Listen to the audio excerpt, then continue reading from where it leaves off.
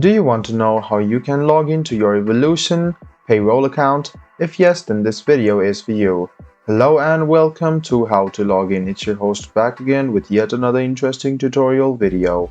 In this video, I'm going to teach you how you can log into your Evolution Payroll account. Go ahead and open any browser on your PC. Go to the search bar to search for Evolution Payroll Login.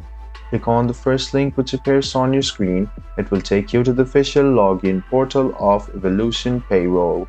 Go ahead and write down your username in this box over here and then write down your password in another one. After you write down your password, make sure your username and password are correct. Then go ahead and click sign in. This way you can log into your Evolution Payroll account.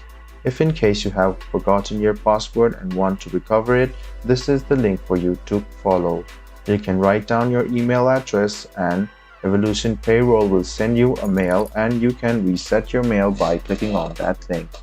I hope this video about how you can log into your Evolution Payroll account was helpful for you.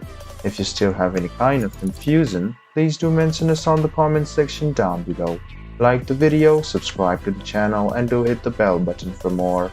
Hope to see you in the next video as well. Until then, goodbye, take care and make sure you enjoy.